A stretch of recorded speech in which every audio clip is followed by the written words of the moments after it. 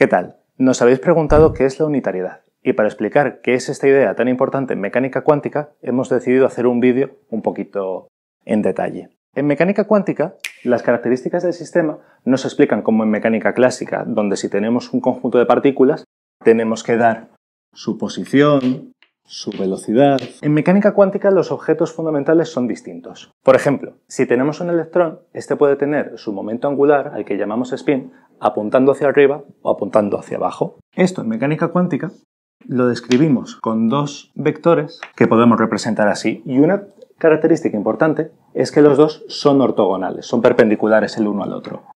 Es decir, si los dibujamos en el plano, cada uno apunta en una dirección. Por ejemplo, este puede ser el spin up y este el spin down. Una cosa muy curiosa de mecánica cuántica es que podemos no obtener el electrón solamente apuntando hacia arriba o solamente apuntando hacia abajo.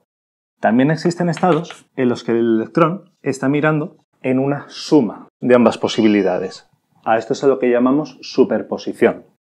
Y esto lo entendemos como que cuando hacemos un experimento, si la proyección sobre este eje es A y la proyección sobre este eje es B, tenemos una probabilidad A cuadrado de medir que el electrón está hacia arriba y una probabilidad B al cuadrado de medir que el electrón está hacia abajo. Y como el conjunto de todas las posibilidades tiene que sumar 1, por el teorema de Pitágoras sabemos que A al cuadrado más B al cuadrado tiene que ser igual a la unidad. Esto es una foto a un tiempo fijo, pero esto se tiene que mantener para cualquier momento. Y si, por ejemplo, sometemos al electrón a un campo magnético externo, su momento angular, su spin, va a empezar a rotar. Y en vez de estar así, pues a lo mejor acaba estando así. Sus proyecciones cambian.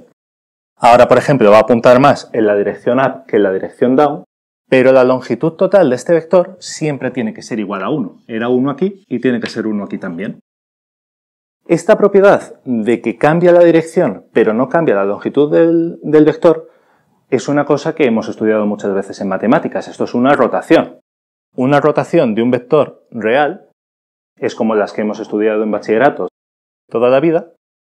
En los vectores que aparecen en mecánica cuántica, la palabra cambia un poquito. En vez de transformaciones ortogonales, que serían las de los vectores reales, aquí las llamamos unitarias. Esta diferencia entre ortogonal y unitario es que en verdad los coeficientes que están apareciendo aquí no tienen por qué ser números reales, pueden ser números complejos. Y un número complejo, si recordáis, tiene un módulo, también tiene un tamaño, por así decir, y un sentido. Y lo que importa en el cálculo de probabilidades es solo el módulo, así que lo que se tiene que satisfacer es esto, que el módulo al cuadrado sea igual a 1. Así que una transformación unitaria no es más que una transformación de un vector tal que su longitud se conserva. ¿Esto por qué es importante? Como hemos dicho, la longitud de este vector nos da la probabilidad total, la suma de las probabilidades de cada uno de los sucesos. Y por tanto, la evolución, que viene mediada por la ecuación de Schrödinger, tiene que ser una acción que cambie el vector unitariamente. Es una propiedad base de la mecánica cuántica. No podemos tener sistemas en las que perdamos posibilidades. Hay ocasiones en las que no es muy fácil ver esto. Por ejemplo, cuando queremos describir la física de gluones, de fotones, de las partículas que participan en interacciones gauge, esta interacción gauge significa que tenemos cierta redundancia, que estamos contando las cosas dos veces de manera un poco complicada. Y es un poco sutil ver cómo tenemos que hacer para evitar este doble conteo. Sin embargo, en las interacciones gauge esto lo podemos hacer y está súper estudiado cómo hacerlo. Y hay muchos modos, uno de los que tiene un nombre más curioso es mediante la introducción de fantasmas, de campos fantasma. Pero lo importante es que hay teorías muy importantes para las que no sabemos hacer esto. La más importante es la gravedad. En gravedad podemos tener un sistema que por los trabajos de Penrose y compañía, que ganó el Nobel hace 2 años, sabemos que va a existir siempre, que es un agujero negro. Un agujero negro es un sistema que si tiramos cualquier objeto, al final el agujero negro solo va a venir caracterizado por un número muy pequeño de parámetros. En concreto, su masa, su momento angular, si el agujero negro está rotando, o su carga.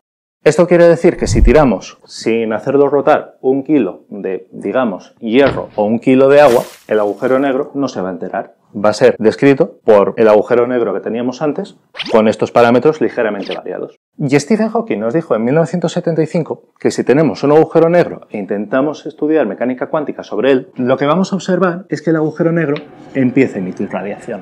Y es posible que el agujero negro desaparezca y solo deje esta radiación. Y esta radiación solo depende de estas propiedades del agujero negro. Eso quiere decir que toda la información que teníamos antes de tirar la materia en el agujero negro se ha perdido.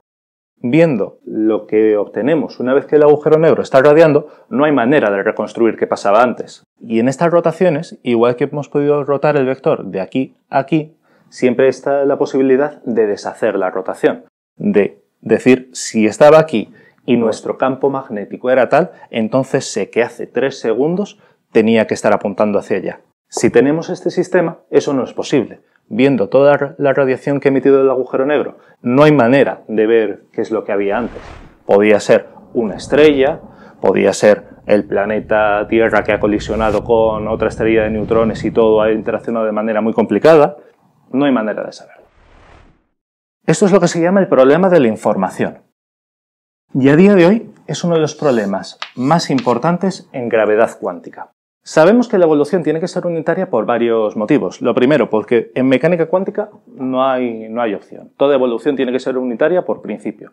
Pero además, en los últimos años hemos aprendido que hay relaciones entre teorías de gravedad y teorías sin gravedad que permiten ver esto. Una de estas relaciones, a las que llamamos dualidades, es la holografía, que nos relaciona una teoría en la que hay gravedad con una teoría en la que no la hay.